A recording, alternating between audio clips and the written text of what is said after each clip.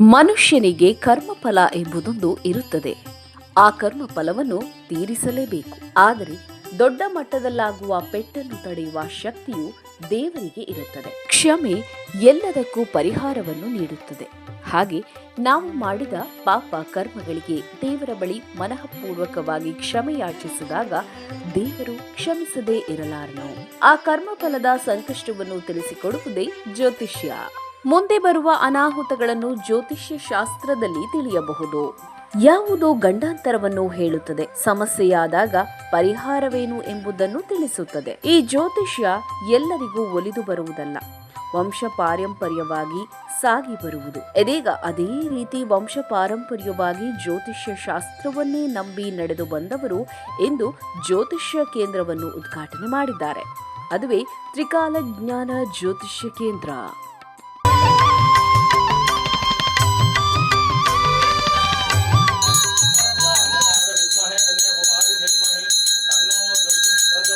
ಬೆಂಗಳೂರಿನ ರಾಜರಾಜೇಶ್ವರಿ ನಗರದಲ್ಲಿ ಕೆಂಚನಹಳ್ಳಿಯಲ್ಲಿ ಶ್ರೀ ತ್ರಿಕಾಲ ದಿವ್ಯಪೀಠಂ ಸೇವಾ ಟ್ರಸ್ಟ್ನ ತ್ರಿಕಾಲ ಜ್ಯೋತಿಷ್ಯ ಪೀಠಂನ ಕಚೇರಿಯನ್ನು ಉದ್ಘಾಟನೆ ಮಾಡಲಾಗಿದೆ. ಈ ಜ್ಯೋತಿಷ್ಯ ಪೀಠಂ ರಾಜೇಶ್ವರಿ ದೇಗುಲದ ಎದುರಲ್ಲಿ ಇರುವ ವೆಂಕಟೇಶ್ವರ ರಕ್ಷಾ ರೆಸಿಡೆನ್ಸಿ ಬಿಲ್ಡಿಂಗ್ನಲ್ಲಿ ಮೊದಲ ಮಹಡಿಯಲ್ಲಿಯೇ ಲೊಕೇಟ್ ಆಗಿದೆ. ಹಾಸನದ ಹಾರನಹಳ್ಳಿಯ ಶ್ರೀ ಕೋಡಿ ಮಠದ ಮಹಾಸಂಸ್ಥಾನ ಮಠದ ಶಿವಾನಂದ ಶಿವಯೋಗಿ ರಾಜೇಂದ್ರ ಸ್ವಾಮೀಜಿಯವರು ಈ ಕಟ್ಟಡವನ್ನು ಉದ್ಘಾಟನೆ ಮಾಡಿದ್ದಾರೆ. ಜೊತೆಗೆ ತುಮಕೂರು ಜಿಲ್ಲೆಯ ತಂಗನಹಳ್ಳಿಯ ಶ್ರೀ ಕಾಶಿ ಅನ್ನಪೂರ್ಣೇಶ್ವರಿ ಮಹಾಸಂಸ್ಥಾನ ಮಠದ ಪೀಠಾಧ್ಯಕ್ಷರಾದ ಶ್ರೀ ಬಸವ ಮಹಾಲಿಂಗ ಸ್ವಾಮೀಜಿಯವರು ಉದ್ಘಾಟನೆಯನ್ನ ಮಾಡಿದ್ದಾರೆ.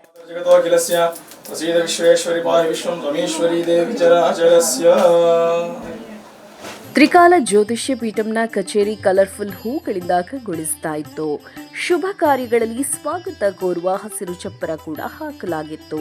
ವಿಶಾಲವಾದ ಕಚೇರಿ ಇದಾಗಿದ್ದು ಕಚೇರಿಯ ಒಳಾಂಗಣವೇ ಅದ್ಭುತವಾಗಿ ಅಲಂಕಾರಗೊಂಡಿದ್ದು ಒಂದೊಂದು ರಾಶಿಯ ವಿಶೇಷತೆಯನ್ನು ಹೇಳುವ ಫೋಟೋ ಫ್ರೇಮ್ಗಳಲ್ಲಿ ಇಲ್ಲಿ ಗಮನ ಸೆಳೀತಾ ಇವೆ. ಇದೇ ವೇಳೆ ಮಾತನಾಡಿದ ಶಿವಾನಂದ ಶಿವಯೋಗಿ ರಾಜೇಂದ್ರ ಸ್ವಾಮೀಜಿಯವರು ಜ್ಯೋತಿಷ್ಯ ಜ್ಞಾನವನ್ನು ತಿಳಿಸಿಕೊಡಲು ಒಂದು ಸಂಸ್ಥೆ ಸ್ಥಾಪಿತವಾಗಿದೆ. ನಮ್ಮ ಭಾರತೀಯ ಪರಂಪರೆಯಲ್ಲಿ ಭವಿಷ್ಯ ಜ್ಞಾನಕ್ಕೆ ಬಹಳಷ್ಟು ಪರಂಪರೆ ಇದೆ. ಮನುಷ್ಯ ಹುಟ್ಟಿದಾಗಿನಿಂದ ಸಾಯುವವರೆಗೂ ಬದುಕಿನ ರೂಪುರೇಖೆಗಳನ್ನು ಹೊತ್ತುಕೊಂಡೇ ಬದುಕುತ್ತಾನೆ. ಅದಕ್ಕೆ ನಮ್ಮ ಹಿರಿಯರು ಜೀವನಕ್ಕೆ ಬಹಳ ಪ್ರಾಮುಖ್ಯತೆಯನ್ನ ನೀಡಿದ್ದಾರೆಂದು ಜ್ಯೋತಿಷ್ಯದ ಮಹತ್ವವನ್ನ ಕೂಡ ಸಾರಿದರು. ಇದರ ಮುಂದಾಳುತನದಲ್ಲಿ ಈ ಜಗತ್ತಿಗೆ ಬೇಕಾಗ್ತಕ್ಕಂಥ ದಿವ್ಯ ದರ್ಶನವನ್ನು ಕೊಡ್ತಾ ಇದ್ದಾರೆ. ನಮ್ಮ ಭಾರತೀಯ ಪರಂಪರೆಯಲ್ಲಿ ವಿಶೇಷವಾಗಿ ಭವಿಷ್ಯ ಜ್ಞಾನಕ್ಕೆ ಬಹಳವಾದ ಮಹತ್ವ ಇದೆ. ಯಾಕೆ ಅಂತಂದರೆ ಮನುಷ್ಯ ಹುಟ್ಟಿದಾಗಿನಿಂದ ಸಾಯೋ ತನಕ ಬದುಕು, ಬಾಳ್ವೆ, ಜೀವನ ರೂಪರೇಖೆಗಳಿಂದ ಹುಟ್ಟುಕೊಂಡೇ ಬದುಕ್ತಾನೆ, ಬೆಳ್ತಾನೆ. ಹಾಗಾಗಿ ನಮ್ಮ ಹಿರಿಯರು ಆ ಒಂದು ಜೀವನಕ್ಕೆ ಭಾಳ ಮಹತ್ವವನ್ನು ಕೊಟ್ಟರು. ಅದು ಹೇಗಿರಬೇಕು, ಹೇಗೆ ಬಾಳಬೇಕು, ಹೆಂಗೆ ಬೆಳಿಬೇಕು, ಹೆಂಗೆ ಅಂತ್ಯ ಆಗಬೇಕು, ಹುಟ್ಟಿನಿಂದ ಮರಣದ ತನಕ ಈ ಒಂದು ಭವಿಷ್ಯ ಚಿಂತನೆಯಲ್ಲಿ ನಮ್ಮ ಪರಂಪರೆ ಮುಂದುವರೆದಿದೆ ಅಂತ.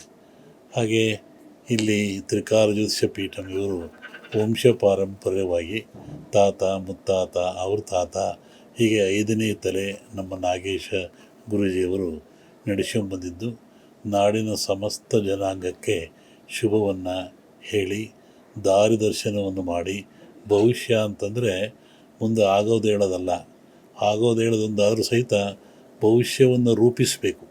ಹೀಗಾಗ್ತದೆ, ಈಗ ಹೋಗ್ತದೆ, ಈ ಥರ ತಿದ್ದುಗೊಳ್ಳಿ, ಈ ಥರ ತೊಂದರೆ ಆಗ್ತದೆ ನೋಡ್ಕೊಳ್ಳಿ ಹೇಳುವಂಥದ್ದು ಇದು ಭವಿಷ್ಯದ ಮಹತ್ವವಾದ ವಿಷಯ. ಈ ದೆಸೆಯಲ್ಲಿ ಈ ಫ್ಯಾಮಿಲಿ ನೂರಾರು ವರ್ಷಗಳಿಂದ ಮಾಡ್ಕೊಂಬಂದಿರ್ತಕ್ಕಂಥದ್ದು ನಮ್ಮ ದೇಶಕ್ಕೆ ಅಪಾರವಾದ ಕೊಡುಗೆ ಅಂತ ನಾವಾದರೂ ಭಾವಿಸ್ತಾ ಇದ್ದೇವೆ. ಆ ಒಂದು ನಮ್ಮ ನಾಗೇಶ್ ಗುರೂಜಿಯವರು ಆ ಹಿರಿಯರು ನಡೆದುಕೊಟ್ಟ ದಾರಿಯಲ್ಲಿ ಈ ಪರಂಪರೆಯನ್ನು ಮುಂದುವರಿಸಿಕೊಂಡು ಹೋಗ್ತಕ್ಕಂಥದ್ದು ಅತ್ಯಂತ ಶ್ಲಾಘನೀಯ, ಸಂತೋಷದಾಯಕವಾಗಿರ್ತಕ್ಕಂಥದ್ದು. ನಮ್ಮಲ್ಲಿ 2 ವಿಧ, ಒಂದು ಮೂಢನಂಬಿಕೆ, ಮತ್ತೊಂದು ಮೂಢನಂಬಿಕೆ ಅಂತ. ಮೂಢನಂಬಿಕೆ ಅಂದ್ರೇನು? ಜಗತ್ತು ಯಾವಾಗ ಹುಟ್ಟಿತು, ಹೇಗೆ ಹುಟ್ಟಿತು, ಹೇಗೆ ಬಂತು, ಜೀವರಾಶಿಗಳೇನಾಯಿತು, ಪೂರ್ವದಲ್ಲಿ ಸೂರ್ಯ ಹುಟ್ಟುತ್ತಾನೆ, ಪಶ್ಚಿಮದಲ್ಲಿ ಸೂರ್ಯ ಮುಳುಗ್ತಾನೆ. ಇದು ಮೂಲವಾದ ನಂಬಿಕೆ. ಇದನ್ನು ಬದಲಾವಣೆ ಮಾಡೋಕ್ಕಾಗಲ್ಲ. ಆ ಸೂರ್ಯ ಮತ್ತು ಚಂದ್ರರ ನೆರಳಿನಲ್ಲಿ ಗ್ರಹಗತಿಯಲ್ಲಿ ಒಂದು ಅಪಾರವಾದ ನಂಬಿಕೆ ಇಟ್ಟಂಥ ನಮ್ಮ ಸಮಾಜ, ನಮ್ಮ ಜನತೆ ಇಂತಹ ಜ್ಯೋತಿಷ್ಯ ರೂಪಿಸ್ತಾ ಬಂತು. ಇನ್ನೊಂದು ಮೂಢನಂಬಿಕೆ. ಮೂಢನಂಬಿಕೆ ಅಂದರೆ ಏನು ಹೇಳೋದು, ಏನೋ ಮಾಡೋದು, ಪ್ರಚಾರಕ್ಕಾಗಿ ಹಣಕ್ಕಾಗಿ ಮಾಡಿ ಜನರನ್ನು ದಿಕ್ಕು ತಪ್ಪಿಸ್ತಕ್ಕಂಥದ್ದು, ಇದನ್ನು ಮೂಢ. ಇವತ್ತು ನಾವೇನು ಮಾಡಿದ್ದೀವಿ ಅಂದರೆ ಎಲ್ಲದನ್ನೂ ಸಾರಸರು ತಿರಸ್ಕರಿಸ್ತಾ ಇದ್ದೀವಿ. ಇದು ಸರಿ ಇಲ್ಲ, ಅದು ಸರಿ ಇಲ್ಲ ಅಂಥೇಳಿ. ಇದನ್ನು ಮೂಢನಂಬಿಕೆ. ಮೂಢನಂಬಿಕೆ ಅಂದರೆ ಏನು, ಸೂರ್ಯ ಹುಟ್ಟು ಹೇಳಿದ್ನಲ್ಲ ಹಾಗೆ ಜ್ಯೋತಿಷ್ಯ ಜ್ಞಾನ ಸುಳ್ಳಲ್ಲ, ಇದು ಒಂದು ವಿಜ್ಞಾನ. ತಳದಿಯಲ್ಲಿ ಜ್ಯೋತಿಷ್ಯ ಜ್ಞಾನ ಇದೆ. ಇದು ಅರಿತು ತಿಳಿದು ಮತ್ತು ಸರಿಯಾದ ತಿಳ್ಕೊಂಡು ಮಾಡಿದರೆ ಇದು ನಿಜವಾಗಲೂ ಸಹಿತ ಮನುಷ್ಯನ ಉದಯ ಅಂತ್ಯದವರೆಗೂ ಸಹಿತ ದಿನವನ್ನು ಹೇಳುವಂಥ ಶಕ್ತಿ ಇದೆ. ಈಗ ನಮ್ಮಲ್ಲಿ 27 ನಕ್ಷತ್ರಗಳು, 12 ರಾಶಿಗಳು, ಒಂದು ದಿನಕ್ಕೆ ಎಷ್ಟು ಗಂಟೆ, 24 ಗಂಟೆ, ಒಂದು ಗಂಟೆಗೆ ಎಷ್ಟು ನಿಮಿಷ, 60 ನಿಮಿಷ, ಒಂದು ನಿಮಿಷಕ್ಕೆ ಎಷ್ಟು ಸೆಕೆಂಡು, 60 ಸೆಕೆಂಡು. ಇಷ್ಟ ಇರೋದು ಇನ್ನೇನಿಲ್ವಲ್ಲ. 365 ದಿನ ವರ್ಷಕ್ಕೆ, ಅಮಾಸೆ ಹುಣ್ಣಿಮೆ. ಈ ಜಗತ್ತಿನ ಅಲ್ಲೇ ಒಂದು ದಿವಸ ಹುಟ್ಟಬೇಕಲ್ಲ, ಈ 30 ದಿವಸ ಒಂದು ದಿವಸ ಹುಟ್ಟಬೇಕು, 24 ಗಂಟೆಯಲ್ಲಿ ಹುಟ್ಟಬೇಕು, ಆ 60 ನಿಮಿಷದಲ್ಲಿ ಸಹಿತ ಹುಟ್ಟಬೇಕು, 60 ಸೆಕೆಂಡ್ ಹುಟ್ಟಬೇಕು. ಇನ್ನೇನು ಹುಟ್ತಾರೆ ಅದನ್ನು? ಎಲ್ಲೂ ಸಾಧ್ಯನಿಲ್ಲ. 27 ನಕ್ಷತ್ರ ಅಲ್ಲೇ ಹುಟ್ಟಬೇಕಾ? 12 ರಾಶಿಯಲ್ಲೇ ಬರಬೇಕಾ? ಅಂದಮೇಲೆ ಇದರ ಆಧಾರ ಆ ದಿನ, ಆ ಗಳಿಗೆ, ಆ ಕಾಲಕ್ಕೆ ಹುಟ್ಟಿರ್ತಕ್ಕಂಥವರು ಆ ಜ್ಯೋತಿಷ್ಯ ಏನು ಅಂತೇಳಿ, ಭವಿಷ್ಯ ಏನು ಅಂತೇಳಿ ನಮ್ಮ ಹಿಂದಿನ ಋಷಿಮುನಿಗಳು ತಮ್ಮ ದಿವ್ಯ ಜ್ಞಾನದಿಂದ ಅದನ್ನು ಬರೆದಿಟ್ಟಿದ್ದಾರೆ. ಇವತ್ತು ಅದನ್ನು ಕಂಪ್ಯೂಟ್ರ್ ಅಂತ ಕೊಡ್ತಾ ಇದ್ದಾರೆ, ಕಂಪ್ಯೂಟ್ರ್ ಓದ್ತಾ ಇದ್ದಾರೆ. ಇದಕ್ಕೆ ಮೂಲ ಯಾರಪ್ಪ ಅಂದರೆ ನಮ್ಮ ಋಷಿಗಳು ಮುನಿಗಳು ಜ್ಞಾನದಿಂದ ಆ ಗ್ರಹಗಳ ಆಚಾರದ ಮೇಲೆ, ಸಂಚಾರದ ಮೇಲೆ, ಒಂದು ಅನುಭವದ ಮೇಲೆ ಹೇಳ್ತಾ ಬಂದರು. ಇಲ್ಲಿ ಒಂದು ಪ್ರಶ್ನೆ ನಾವು ಮಾಡ್ತೀವಿ ಅಂದರೆ, ಯಾವುದಾದ್ರೂ ಒಂದು ನಕ್ಷತ್ರದಲ್ಲಿ ಆ ಒಂದು ದಿನಗಳಿಗೆ ಒಬ್ಬರು ಹುಟ್ಟುತ್ತಾನೆ, ಅದೇ ಟೈಮಲ್ಲಿ ಇನ್ನೊಬ್ಬನು ಹುಟ್ಟುತ್ತಾನೆ, ಒಬ್ಬ ಸಾಯ್ತಾನೆ, ಒಬ್ಬ ಬದುಕ್ತಾನೆ. ಹೆಂಗೆ ನಿರ್ಣಯ ಮಾಡೋದು? ಜಗತ್ತಿನ 600-700 ಕೋಟಿ ಜನರಲ್ಲಿ ಇಲ್ಲೇ ಹುಟ್ಟಬೇಕಾದ್ರೆ ಹುಟ್ಟೋಕ್ಕಾಗಲ್ವಲ್ಲ. ಮತ್ತು ಇವನಿಗೆ ಭವಿಷ್ಯ ಏನು? ಅದೇ ಗಳಿಗೆ, ಅದೇ ಟೈಮು, ಅದೇ ಇಬ್ಬರು ಹುಟ್ಟುತ್ತಾರೆ. ಇವತ್ತು ಇಂದಿರಾ ಗಾಂಧಿ ಹುಟ್ಟಿದ ದಿನ ಬೇಕಾಡ್ಸ್ಕೊಂಡು ಹುಟ್ಟಿದ್ದಾರೆ. ಇಂದಿರಾ ಗಾಂಧಿ ಮರ್ಡರ್ ಆಯಿತು, ಅವನಿಂದ ಬದುಕೇ ಇದ್ದಾನೆ. ಮತ್ತು ಹೆಂಗೆ ನಿರ್ಣಯಿಸೋದು ಇದನ್ನು? ಅಲ್ವೇ? ಪ್ರಶ್ನಾತೀತವಾಯ್ತು ಇದನ್ನು. ಇದಕ್ಕೆ ನಮ್ಮಲ್ಲಿ ಏನು ಹೇಳ್ತಾರಪ್ಪ ಅಂದರೆ, ಯಾವುದು ಟೈಮು, ಹುಟ್ಟಿದ ಟೈಮು ಅಂತ. ಆಮೇಲೆ ಹುಟ್ಟಿದ ಟೈಮ್ ಯಾವುದು? ಮಗು ಭೂಮಿ ಬಂದಾಗಲೇ, ಮಗು ಹತ್ತಾಗಲೇ, ಮಗು ನೋಡಿದಾಗಲೇ, ಆ ದಾದಿ ಹೇಳಿದಾಗಲೇ, ಯಾವುದು ಟೈಮು? ಈ ಜ್ಯೋತಿಷ್ಯ ಜ್ಞಾನದಲ್ಲಿ ಪ್ರಮುಖವಾಗಿ ಹುಟ್ಟಿದ ಟೈಮ್ ಇದೆಯಲ್ಲ, ಅದರ ಮೇಲೆ ನಿರ್ಣಯ ಆಗ್ತಕ್ಕಂಥದ್ದು. ನಾವು ಹೇಳುವುದು ಏನು ಇದರಲ್ಲಿ ಅಂದರೆ, ತಾಯಿ ಬಳ್ಳಿ, ಮಗು ತಾಯಿ ಬಳ್ಳಿ ಇರ್ತದಲ್ಲ, ಅಲ್ಲಿವರೆಗೂ ತಾಯಿದೇ ಜ್ಞಾನ ಇರ್ತದೆ. ಆ ಬಳ್ಳಿ ಕಟ್ ಮಾಡ್ತೀವಲ್ಲ, ತಾಯಿ ಮಗು ಸಂಬಂಧ ಕೆಡಿಸ್ತೀವಲ್ಲ, ಆ ಟೈಮ್ ನಿರ್ಣಯ ಮಾಡೋ ಟೈಮು. ಆ ಟೈಮ್ ಪರ್ಫೆಕ್ಟಾಗಿ ಕೊಟ್ಟರೆ ಯಾವ ಜಾತಕವೂ ಸುಳ್ಳಾಗಲ್ಲ, ಯಾವ ಭವಿಷ್ಯವೂ ಸುಳ್ಳಾಗಲ್ಲ. ನಾವು ಕೊಡುವಂಥ ಟೈಮು ಒಂದು ಸೆಕೆಂಡ್ ಇತ್ಲಾಗಂದರೆ ಅದು ಸುಳ್ಳಾಗಿ ಹೋಗ್ತದೆ. ಈಗ ಜಕಣಾಚಾರಿ ಹೆಸರು ಕೇಳಿದ್ರಲ್ಲ, ದೊಡ್ಡ ಜ್ಞಾನಿ, ಶಿಲ್ಪಿ ಅವನು. ಜಕಣಾಚಾರಿ ಮಹಾ ಜ್ಯೋತಿಷ್ಯ ಜ್ಞಾನಿ ಅವನು. ಜ್ಯೋತಿಷ್ಯೂ ಅವನಿಗೆ ಗೊತ್ತಿತ್ತು. ಮದುವೆ ಆದ, ಗರ್ಭವತಿ ಆದಳು, ಮಗು ಹುಟ್ಟಿತು. ಇವನು ಹೊರ ಕಾಯ್ತಾ ಕೂತಿದ್ದ ಜ್ಯೋತಿಷ್ಯ ಇಟ್ಕೊಂಡು, ಎಷ್ಟೊತ್ತಿಗೆ ಈ ಮಗು ಹುಟ್ತದೆ, ಈ ಮಗುವಿನ ಭವಿಷ್ಯ ಏನು ಅಂತ. ಆ ಕಾಲದಲ್ಲಿ ಆ ದಾದಿ ಮಗು ಹುಟ್ಟಿದ ಕೂಡಲೇ ನಿಂಬೆಹಣ್ಣಿಂದ ಹೊರಗೆ ಎಸ್ತು. ಆ ಕಾಲದಲ್ಲಿ ಇನ್ನು ಕೆಲವು ಚೆಬ್ಬಲು ಬಡಿತಾರೆ, ತಟ್ಟೆ ಬಡಿತಾರೆ. ಹಿಂದಿನ ಕಾಲದಲ್ಲಿ ಚೆಬ್ಬಲು ಬಡಿದ್ರೆ ಹೆಣ್ಮಗು ಹುಟ್ಟಿದೆ ಅಂತ, ತಟ್ಟೆ ಬಡಿದ್ರೆ ಗಂಡು ಮಗು ಹುಟ್ಟಿದೆ ಅಂತ. ಈ ಒಂದು ಸಿಂಬಲ್ಗಳು ನಮ್ಮ ಹಿಂದಿಗೆ ಇಟ್ಟಿರ್ತಕ್ಕಂಥದ್ದು. ಹಾಗೆ ಒಂದು ನಿಂಬೆಹಣ್ಣು ಎಸ್ತಲು, ಆ ನಿಂಬೆಹಣ್ಣು ಬಾಗಿಲಿಗೆ ಬಡೀತು, ಹೊರಗೆ ಬರಲಿಲ್ಲ. ನೋಡಿಲ್ಲ, ಹೊರಗೆ ಹೋಗಲಿಲ್ವಲ್ಲ ಅಂತ ಇನ್ನೊಂದು ನಿಂಬೆಹಣ್ಣು ಎಸ್ತಲು, ಅದು ಹೊರಗೆ ಹೋಯಿತು. ಹೊರಗೆ ಹೋದಾಗ ಅಲ್ಲಿ ಕೂತಿದ್ದಾನೆ ಜಕಣಾಚಾರಿ, ಅವನು ನೋಡಿದ, ಆ ಜ್ಯೋತಿಷ್ಯ ಹಾಕಿದ, ಕುಂಡ್ಲಿ ನೋಡಿದ ಮೇಲೆ ಇದು ವ್ಯಭಿಚಾರಿಗೆ ಹುಟ್ಟಿದ ಮಗು, ಇದು ಪತಿರ್ವತೆಗೆ ಹುಟ್ಟಿದ ಮಗುವಲ್ಲ. ಯಾವುದಕ್ಕೆ? ಆ ಟೈಮಿಗೆ ಅಂಥೇಳಿ ಈ ಮಗುವಿನ ಮುಖವನ್ನೇ ನೋಡಬಾರದು ಹೊರಟೋಗ್ಬಿಟ್ಟ. ದೇಶಾಂತರ ಹೋಗ್ಬಿಟ್ಟ. ಆಮೇಲೆ ಮಗು ಹುಟ್ಟಿತು, ತಾಯಿ ಬೆಳೆಸಿದ್ಲು, ಕೇಳಿದ್ಲು, ಏನಪ್ಪ ನಮ್ಮಮ್ಮ ಯಾರು, ನಮ್ಮಪ್ಪ ಯಾರು, ನಿಮ್ಮಪ್ಪ ಇಂಥ ಮಹಾಜ್ಞಾನಿಯಪ್ಪ, ನೀನು ಹುಟ್ಟಿದ್ದನ್ನು ನಿನ್ನ ಮುಖ ನೋಡ್ದಂಗೆ ಹೊರಟೋದ. ಅದರಲ್ಲಿ ಇವರು ದೊಡ್ಡ ಜಕಣಾಚಾರಿ ಮಗ ಡಂಕಣಾಚಾರಿ. ಈ ಡಂಕಣಾಚಾರಿ ದೊಡ್ಡವನಾದ, ಇವನು ಚೆನ್ನಾಗಿ ಜ್ಞಾನ ಇತ್ತು. ನಮ್ಮಪ್ಪನ ಹುಡುಕ್ಕೊಂಬತ್ತೀನಿ ಅಂತ ಹೊರಟ. ಆ ಹಂಪಿ ಒಳಗೆ ರಾಜ ಚನ್ನಗಿರಿ ದೇವಸ್ಥಾನ ಕಟ್ಟಿಸಿದ್ದ. ಇನ್ನೊಂದು ವಾರದಲ್ಲಿ ಉದ್ಘಾಟನೆ ಆಗಬೇಕಾಗಿತ್ತು.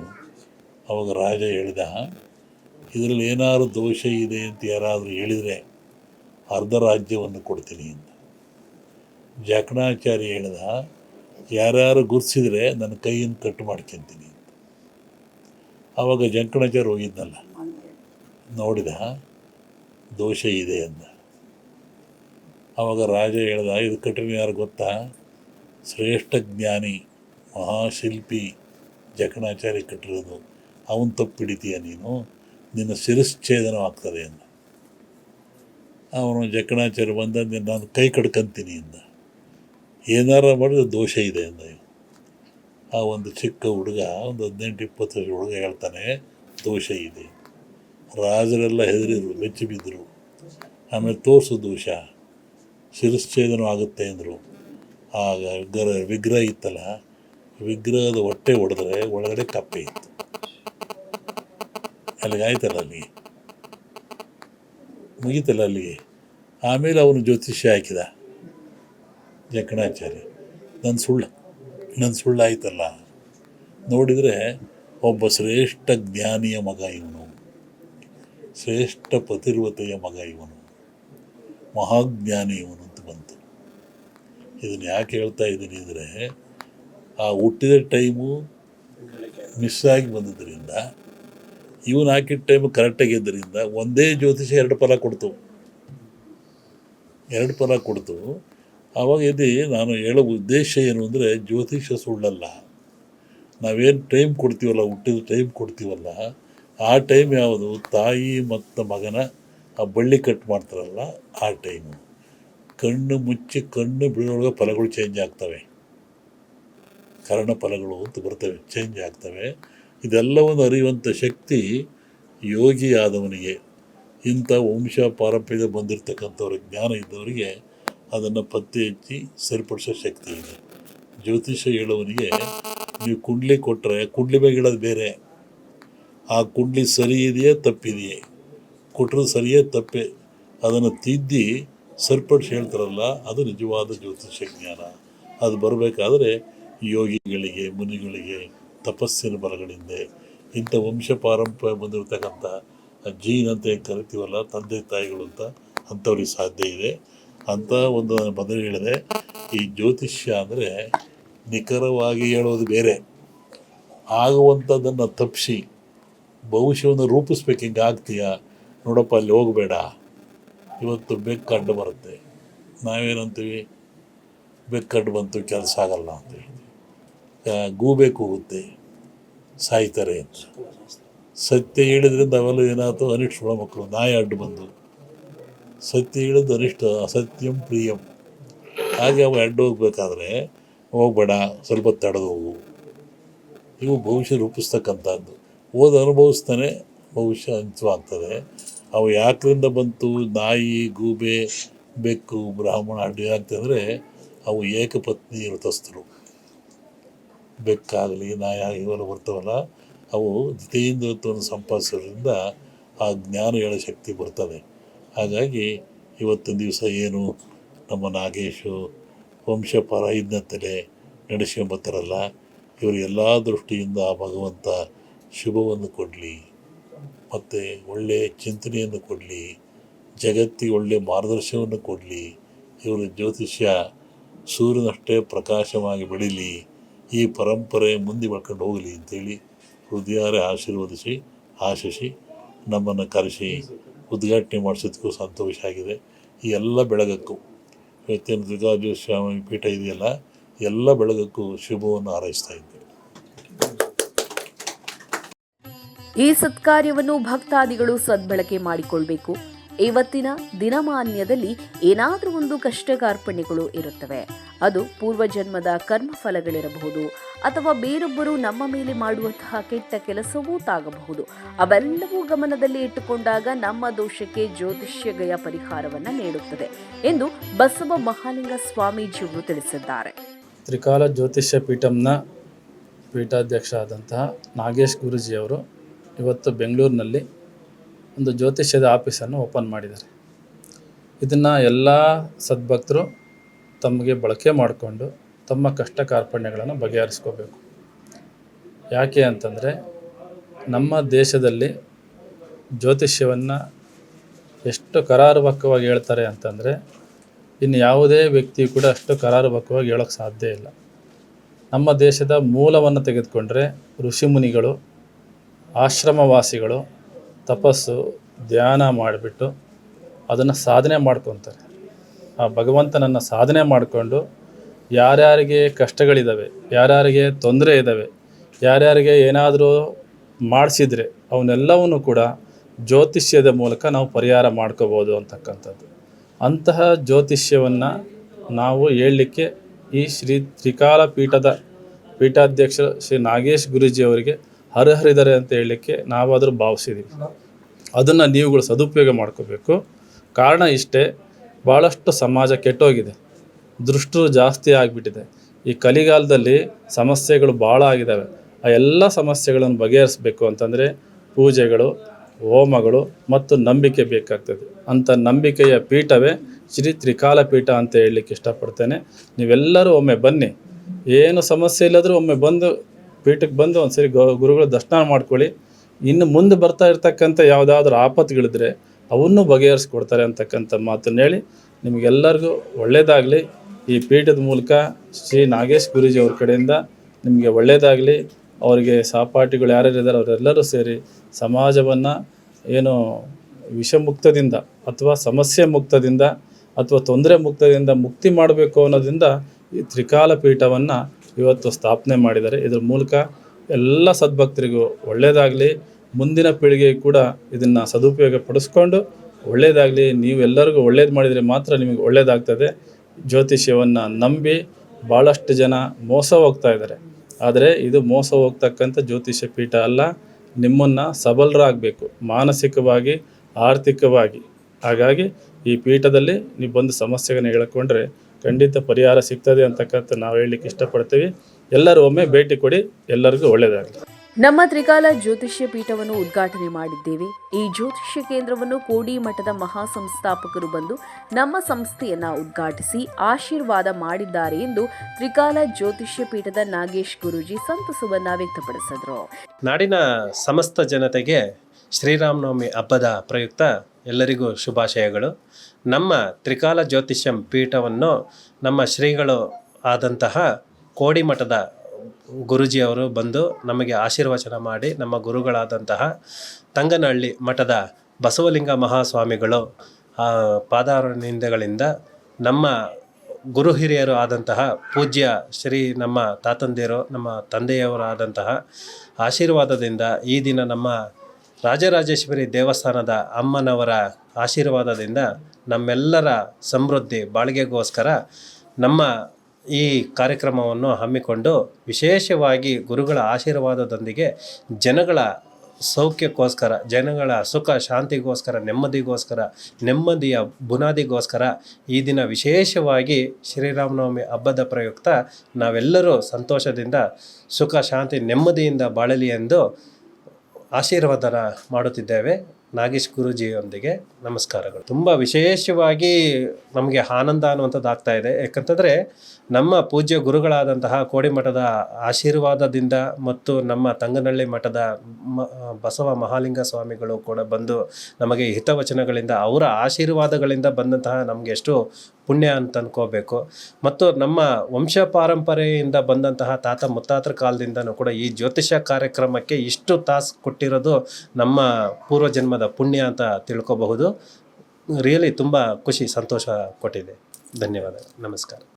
ಈ ಕಾರ್ಯಕ್ರಮದಲ್ಲಿ ಜಗದೀಶ್ ತುರುವೇಕೆರೆ, ರಾಕೇಶ್ ತ್ರಿಕಾಲ ಜ್ಯೋತಿಷ್ಯ ಪೀಠದ ವಂಶ ಪಾರಂಪರ್ಯ ಜ್ಯೋತಿಷ್ಯರಾದ ನಾಗೇಶ್ ಗುರೂಜಿ ಸೇರಿದಂತೆ ಹಲವರು ಕೂಡ ಭಾಗಿಯಾಗಿದ್ದರು. ನಾಡಿನ ಸಮಸ್ತ ಜನತೆಗೆ ಶ್ರೀರಾಮನವಮಿಯ ಆರ್ಥಿಕ ಶುಭಾಶಯಗಳು.